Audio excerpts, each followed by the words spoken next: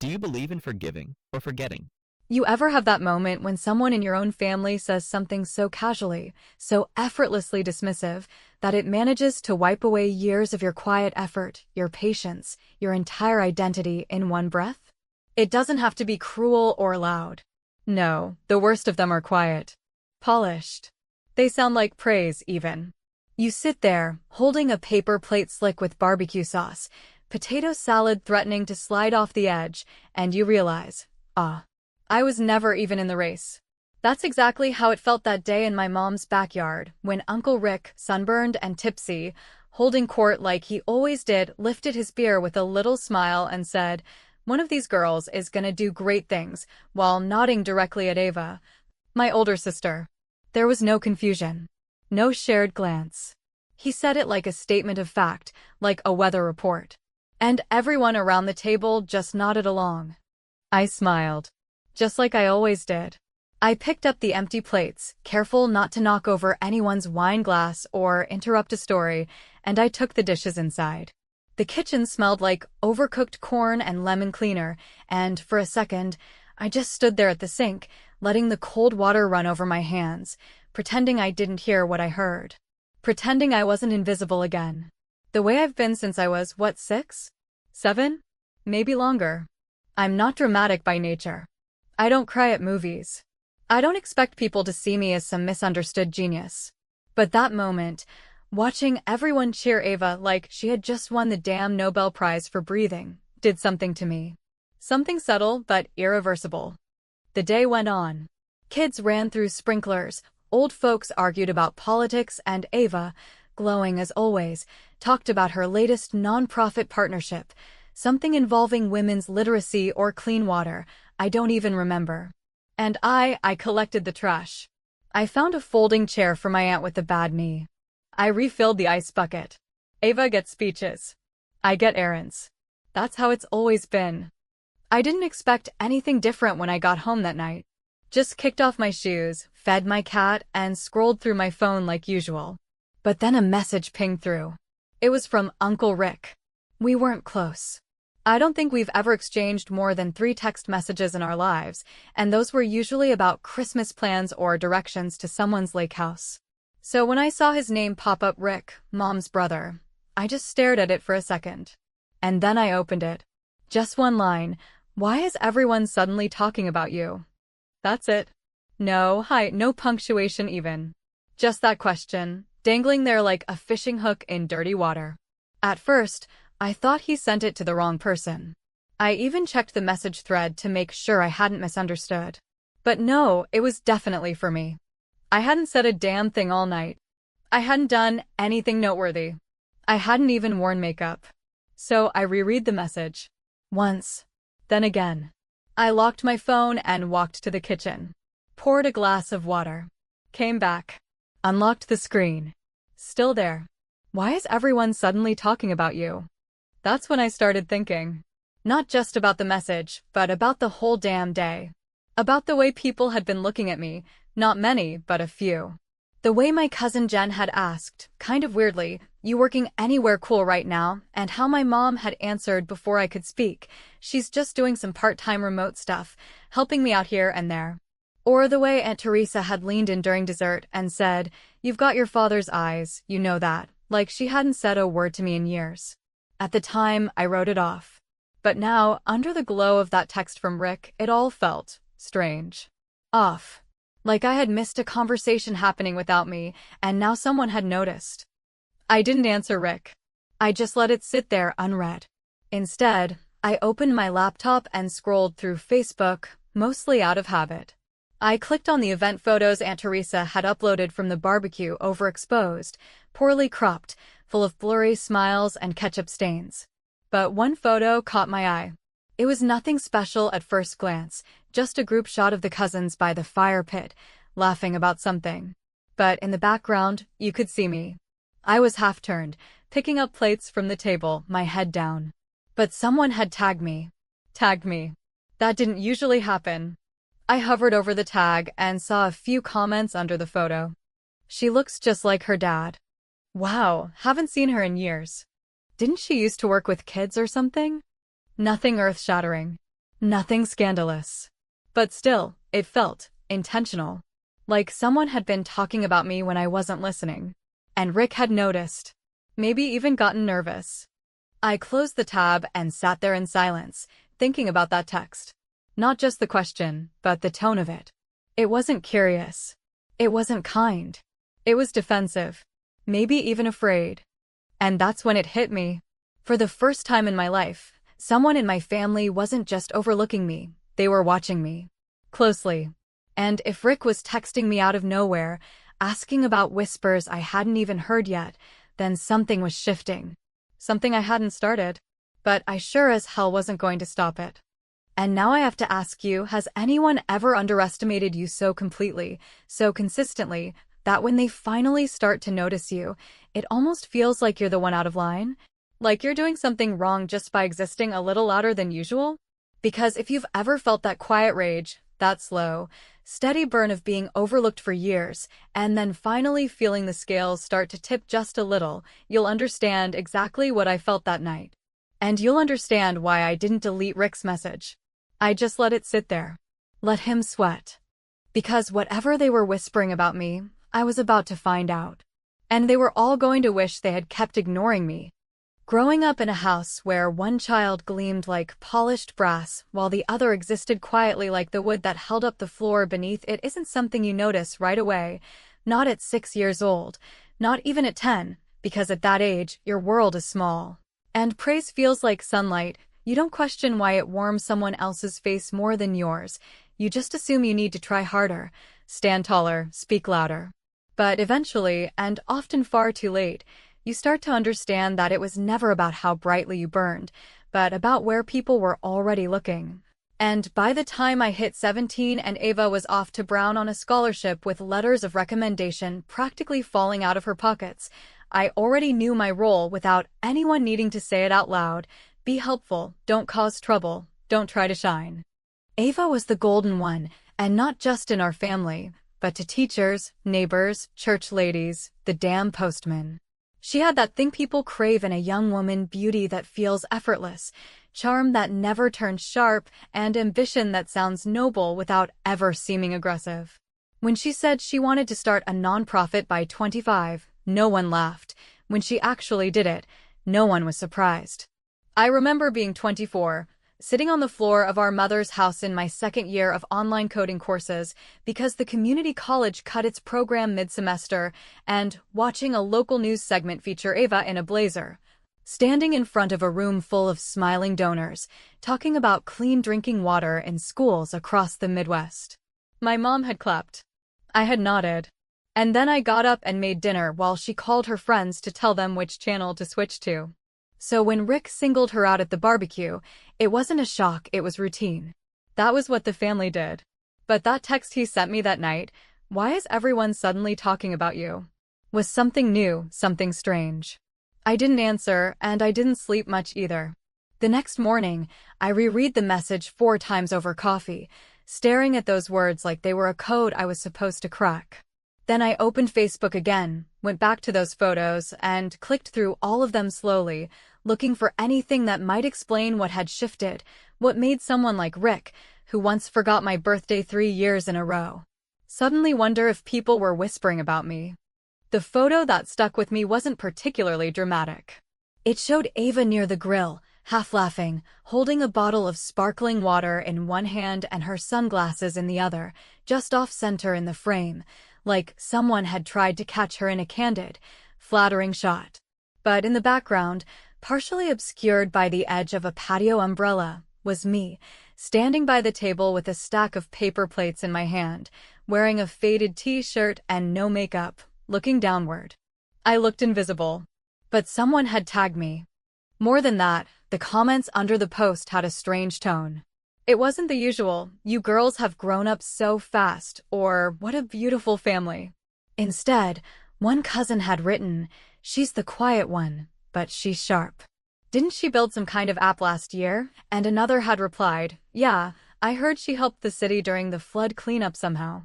Which wasn't entirely accurate, but also not entirely false. I had done some back-end volunteer coding for a city logistics platform that helped reroute traffic during the road closures. No one in my family ever asked about it. Not once. I did it because I wanted to help, because I could, and because I thought maybe it would matter, not to them, but to someone. But now, here were the whispers. Subtle, soft, and oddly curious. Rick's text echoed in my head again. And instead of brushing it off, I decided to lean into the weirdness of it. I did something I never do. I clicked on his profile, scrolled through his recent posts, and tried to figure out where he might have gotten the idea that I was suddenly being noticed. Most of his feed was filled with dad jokes, charity events, and old golf photos. But then I saw it. 3 weeks earlier, someone had tagged him in a photo from a community foundation dinner, the same organization Ava's nonprofit was connected to. And standing in the background of that image, blurry but unmistakable, was me. I had been there doing IT support for the event, wearing black slacks and a headset, coordinating audio with the AV team. Nothing glamorous. Nothing worth remembering. Except apparently, someone had remembered. Maybe it was just coincidence. Maybe someone had asked Rick if I worked for a startup, or if I was consulting with city planning, or maybe someone had mentioned my name in passing, and Rick, being Rick, got nervous because any attention not directed toward Ava was, to him, a kind of threat. I don't know, but I couldn't let it go. And I didn't want to. That night, I dug deeper. I checked LinkedIn, not mine, his. Rick's page was stale, rarely updated, but I noticed something odd. He had recently removed 3 positions from his public profile. Positions he used to brag about, like his board membership with a charter school network back in the late 90s. I remembered because, years ago, he'd gifted Ava a plaque from that same organization when she graduated. It struck me as weird, but not impossible. Maybe he was just cleaning up his profile. Or maybe not. Something was unraveling. And the more I tugged, the more threads came loose. It was around midnight when I finally remembered the drawer in my mother's hallway, the one filled with old family photo albums, yearbooks, and miscellaneous junk that hadn't seen daylight in decades. I went over the next morning, under the pretense of bringing her coffee and fixing her Wi-Fi, and while she was out back watering her roses, I opened the drawer. The photos were yellowing at the edges, the album sticky with age, and the smell of old paper hit me like a wave. I flipped through the albums quickly at first, then slower, more deliberately, until I found one that stopped me cold. Summer of 2004. Backyard barbecue. I was maybe 7. Ava 12. The same backyard, the same tablecloth pattern, the same lawn chairs. And in one photo, Ava was standing with Uncle Rick near the garage, holding something in her hands that looked like a file folder or maybe a book. But her face looked tense, strained, nothing like the effortless glow she always wore in public. And then it clicked. I hadn't thought about it in years, decades, but there had been a summer where Ava stopped talking to Rick for weeks. I asked why, and Mom had shut it down fast. Told me to never repeat what I'd heard. Told me I misunderstood, a grown-up conversation. I was too young to know better then. But I wasn't too young to remember the feeling that something had happened. Something important. Now that memory, once buried, was back and sharper than ever. And I knew, as I stared at that photo, that Rick's question wasn't about curiosity. It was about control. About fear. Because someone was finally talking about me. And whatever secret he thought he'd buried all those years ago was about to claw its way back into the light. And this time, I wasn't going to look away. There's a kind of silence that settles over certain family memories, not the gentle, forgetful kind that comes from time softening the edges of old stories, but the heavy, intentional kind, where everyone collectively agrees, without ever saying it outright, to pretend that something never happened. And if you're a child when it happens, you learn quickly that asking questions only earns you side eyes, sudden errands, or that low-toned, bone-cold warning your mother gives you with her lips barely moving. Don't bring that up again. You learn that even when you remember clearly, even when you heard what you heard, you have to carry that knowing around quietly, like it's your fault for not forgetting. For most of my life, I believed I had done just that, tucked that summer day so far back into the drawer of my mind that I'd convinced myself it was just a half memory, something a child misread. But finding that old photograph, Ava and Uncle Rick near the garage, her eyes wide and nervous. His arm around her shoulder just a little too tightly cracked the drawer open. And when I opened it fully, the memory didn't trickle out. It flooded. It had been the summer before Ava started 7th grade, which made me around 7, still at that age when I wanted to follow her everywhere like a shadow. I remember the backyard being especially dry that year, the grass yellowed in patches, the air heavy with heat and mosquitoes, the kind of Midwest summer that sticks to your skin. We were having one of our typical extended family barbecues, plastic chairs, too many cans of Diet Coke, kids running barefoot over the sprinkler, and I'd gone around the side of the house looking for Ava. Because she had disappeared during dessert, and I wanted to tell her that Mom said we could split the last slice of peach pie. What I found instead was Ava standing stiffly near the open garage door, her arms crossed tight over her chest, while Rick stood inches from her, speaking in a low voice that didn't match his usual beer-soaked, belly laugh tone. I couldn't make out all the words, just fragments, but what I heard stayed lodged in my mind. "You can't talk about this, Ava," followed by something I didn't understand at the time, something about a letter, or a file, or maybe both. Then, more urgently, "If anyone finds out, we both lose." I don't remember what happened next. I know I froze, hidden behind the hydrangea bush, heart pounding in my ears. I must have gone back inside, told Mom something, because later that night, after everyone had left and the dishes were still stacked in the sink, she sat me down in the living room with a seriousness I rarely saw in her. And she told me that sometimes grown-ups have complicated conversations that children don't understand, and that Ava had been going through a hard time, and that if I loved my sister, truly loved her, I would stop asking questions about things I didn't understand. And I did. For years. I buried it. I even forgot about it, until Rick's text. Until the comments. Until that old photo. Now I couldn't stop turning it over in my head. Rick, the panic in his voice, Ava's rigid stance, the way Mom had all but ordered me to erase it from memory. And I started wondering, not just about that day, but about everything that followed. Like why Ava suddenly switched schools the following fall. Why there were whispers between my mom and my aunt that stopped the moment I entered the room. Why Ava started seeing a guidance counselor 3 times a week but refused to talk about it. And then came the emails. It began as a single message sent to an address I use for freelance work, an email I never give out to family. The subject line read simply, "Do you know who your sister really is?" There was no signature, no introduction, just a short message with a Dropbox link and a line of text. This is where it started. I almost deleted it. It felt too dramatic, too cinematic to be real, and frankly, I thought it might be spam or a cruel prank. But curiosity clawed its way past my skepticism, and within minutes, I was scanning a folder of scanned documents, old school records, disciplinary reports, and a blurry scan of a letter on official letterhead from a private prep school in Illinois I'd never heard of. It took me hours to piece together the implications. The records were old, mid-2000s, but the name on the forms wasn't Ava. It was someone else. Same birthday. Same photo. Different last name. Different first name, even. I stared at that photo for what felt like hours, and even though it was low resolution, grainy, and aged by scanner noise, there was no mistaking the face. It was her. My sister had another name before we moved back to the town where we grew up. A name no one in our current life had ever spoken. And attached to that name was a long trail of documentation, school expulsions, counselor evaluations, behavioral assessments, and what appeared to be a sealed juvenile incident, details redacted. It explained the sudden school switch, the counseling, the silence. I closed my laptop and stared at the wall, my heart drumming like a war chant in my chest. I felt dizzy, like the room was tilting slightly, and I couldn't plant my feet. All my life, I had believed Ava was the perfect one, the good one, the clean-cut future of our family. I thought I'd just been the spare, the extra, the filler.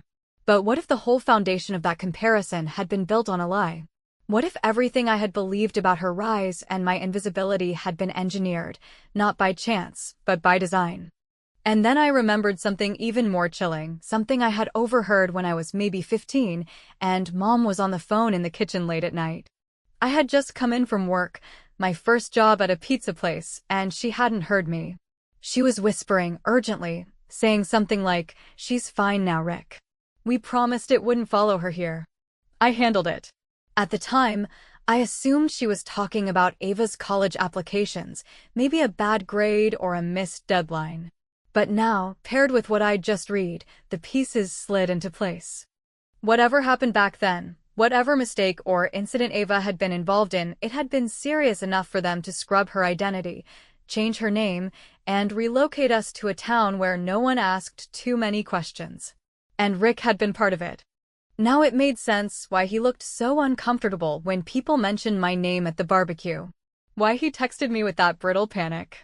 Because if people were suddenly talking about Mimi, the quiet, forgettable sister, it meant someone had taken their eyes off Ava.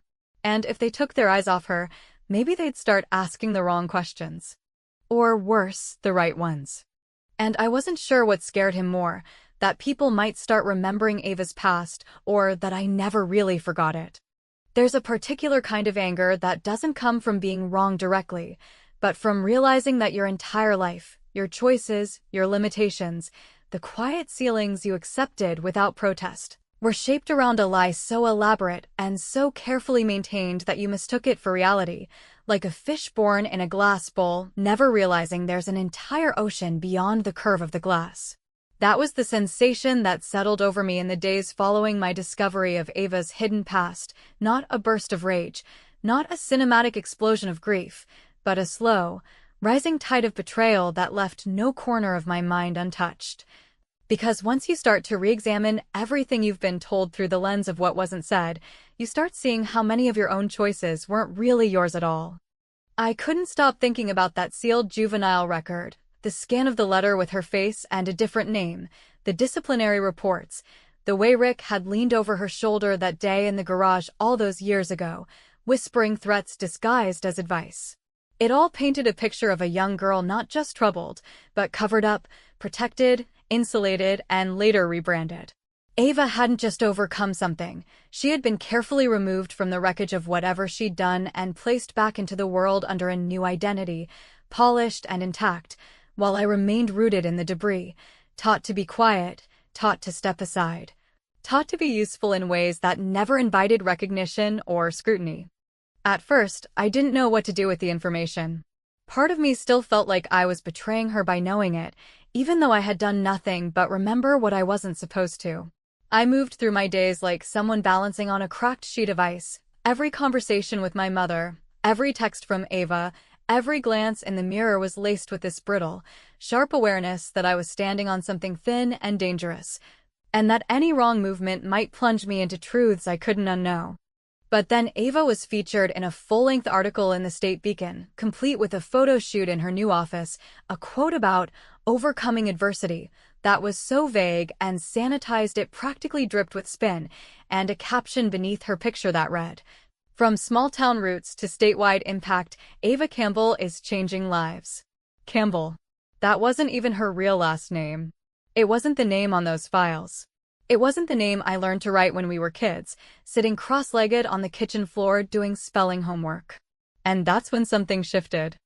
I didn't feel guilt anymore. I felt clarity. I wasn't going to confront her. Not yet. Not with yelling or accusations.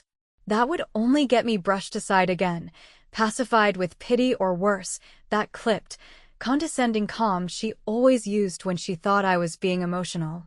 No, if I was going to do anything about this, if I was going to change the narrative that had been forced on me my entire life, it would have to be on my terms, and it would have to be clever. Precise. Surgical. So I started where I was strongest, behind a screen. I created an anonymous blog, hosted it on an offshore server, masked my IP, and gave it an innocuous name, Second Glance. I used a clean, minimal layout. No fancy logos. No dramatic font choices. Just one post at first, written in a tone that mimicked a whistleblower's open letter, vague enough to be legally safe, but detailed enough to raise eyebrows. There are people building careers on lies. Their pasts are not what their press kits say. Some of them changed their names after incidents at private institutions were quietly sealed. Some of them have powerful family members who helped rewrite their story. But history has a funny way of resurfacing. I included none of Ava's personal details yet. Just enough breadcrumbs to unsettle anyone who recognized the situation. Within 24 hours, the post had been shared twice on Twitter by minor local activists, and within 48, it had been picked up in a niche forum that tracked nonprofit transparency, a place where former employees aired grievances and asked questions like, "Where did this founder come from?" and "Why is there no record of her before 2006? I didn't stop there. I crafted follow-up posts, each one a little more direct than the last, always just shy of explicit, always framed as speculation, curiosity, or commentary. I uploaded blurred documents, redacted reports, and outdated headshots. I made it look like an investigation had begun, when in fact, all of the pieces came from me, every line of inquiry, every so-called leak. I watched as local gossip threads started murmuring about Ava, not accusing, just wondering. I watched the comments begin to shift from praise to confusion, from confusion to suspicion. Rick noticed first. He sent me another text 3 days after the third post went up. "What the hell are you doing?" I didn't answer. Instead, I waited 2 hours and sent him one line. "You were the one who said people were talking." Then came Ava. She called me the following morning, early, which she never did. The first thing she said was, "Hey, I don't want to alarm you, but someone's been posting weird stuff about our family online. Have you seen it?" Her voice was tight, brittle around the edges, but she tried to play it cool, tried to pretend it was just another minor fire in her otherwise flawless landscape. I told her I'd seen it. That people online make stuff up all the time. That she should probably just ignore it. She paused, then said, "Do you think it's Mom?" And that was the moment I knew she didn't suspect me at all. Because even after everything, even after years of me standing in the background while she soaked up every drop of recognition, she didn't see me as capable of being a threat. To her, I was still the helpful sister with the quiet job and the aging cat, the one who fixed the Wi-Fi and cleared the dishes. I wasn't even in her mental Rolodex of suspects. Which meant I could keep going. I spent the next week widening the net, leaking references to the charter school Rick used to sit on, implying a connection between that and the incident from Ava's youth. I linked public documents, financial statements, small inconsistencies in donation records from Ava's nonprofit. I knew exactly what I was doing, and more importantly, I knew how to make it look like I wasn't the one doing it. The dominoes began to fall slowly. A sponsor quietly pulled their logo from Ava's website. A keynote address was postponed. She released a statement, all professionalism and poise, claiming transparency is important and accusations without evidence are distractions, but her eyes told another story, tight, exhausted, afraid. And all the while, I never said a word to her in person that wasn't supportive. I let her flail in a storm she couldn't see the source of, while Rick, ever the fixer, started spinning his wheels, calling in favors, trying to get posts taken down, asking tech friends to trace the source. But he taught me better than he realized. I had learned from the best. And when he sent me one final message, "Did you do this?" I stared at it for a long time before replying with the same words he once sent to me. "Why is everyone suddenly talking about you?" There's something almost intoxicating about watching people who once looked through you, who dismissed you with polite smiles, who forgot your birthday, who introduced you as Ava's little sister even well into adulthood, begin to look at you instead. Not because you demanded it, not because you raised your voice or threw a tantrum, but because, slowly and methodically, you dismantled the pedestal they spent decades building for someone else, and you did it in such a way that they never even saw. Your hands on the hammer. And yet, as satisfying as it was to see Ava's carefully curated image start to bend and crack under the weight of something as intangible and quiet as doubt, there was a coldness to the whole thing. A hollowness that settled in my chest at night when the house was quiet and the only light came from the glow of my laptop screen, where I refreshed forum threads and tracked comment chains like a surgeon monitoring vital signs during a risky procedure. By the time the fourth blog post hit, the tone of the public shifted completely, from cautious admiration to skeptical inquiry, from applause to side-eyed questioning. The most damning thing wasn't the half-redacted files, or the strategically blurred photos, or even the financial inconsistencies I had subtly highlighted. It was the simple, human realization that maybe Ava wasn't who she said she was, that maybe the story they had all bought into, the girl next door turned visionary founder, had missing chapters. Pages torn out and rewritten by people with too much influence and too many secrets. A journalist from an independent watchdog outlet reached out to the anonymous email I'd set up for the blog, asking if we had sources willing to speak on background.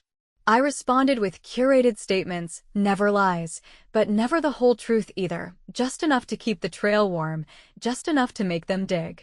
And dig they did.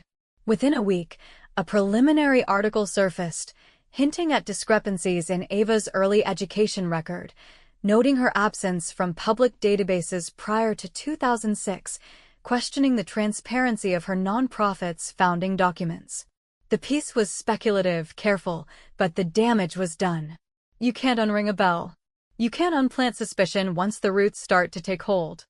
The real fallout began when two donors publicly suspended their funding, pending further clarification regarding organizational history, and a regional conference where Ava was slated to keynote quietly removed her name from the schedule.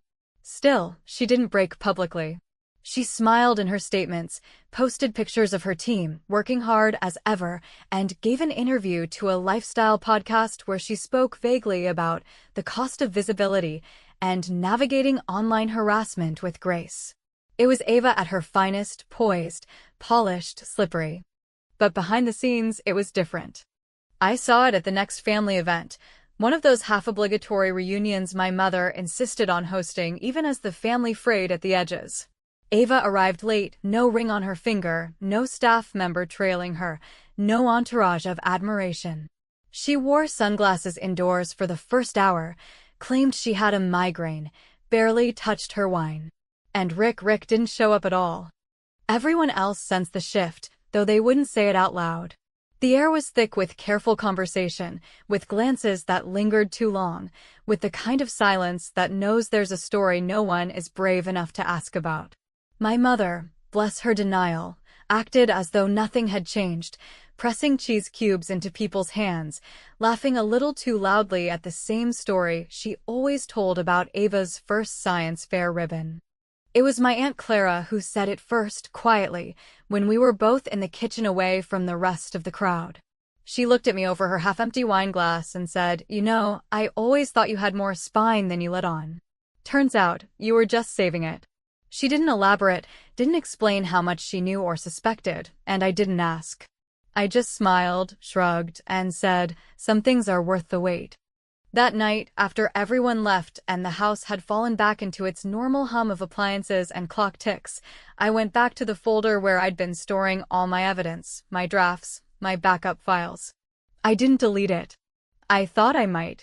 I thought I'd want to wipe it all clean and pretend I'd never lowered myself to that level of manipulation. But instead, I created a new folder. Labeled it Archive. Not because I planned to release more. Not yet. But because I knew deep in my bones that this wasn't over. Ava texted me a week later. No greeting. No pretense. Just one line. "You think this is done?" I stared at the message for a long time. And I could almost hear her voice through it, tight, controlled, furious in a way she'd never let anyone else hear. It was a question loaded with challenge, with threat, with a desperation that suggested maybe, just maybe, she was scared of me now. Scared of what else I knew, what else I could do. Scared because for the first time in our lives, I had taken something from her that she couldn't buy back, charm away, or spin into a victory. And I didn't answer. Not right away. Instead, I waited until just after midnight, when I knew the weight of silence would press hardest against her. Then I typed slowly, carefully, deliberately. "Oh, honey, I'm just getting started." Because here's the thing no one tells you about revenge, not the slow, icy, strategic kind that doesn't look like revenge at all. It doesn't make you feel powerful or victorious or even good. What it does, if you've done it right, is give you back your sense of proportion. It recenters the universe. It lets you look at the people who once dismissed you, minimized you, erased you, and say without raising your voice, I saw everything. I remembered everything. And now, so will you. Some will say I went too far. Others will say I didn't go far enough. Maybe they're both right. Maybe none of that matters. Because the truth is this, I never wanted to be Ava. I just wanted to stop living in a story where she was the only one who got to matter. And now she doesn't.